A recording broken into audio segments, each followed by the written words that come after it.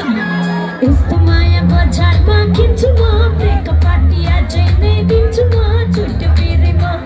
छुट्यो फेरि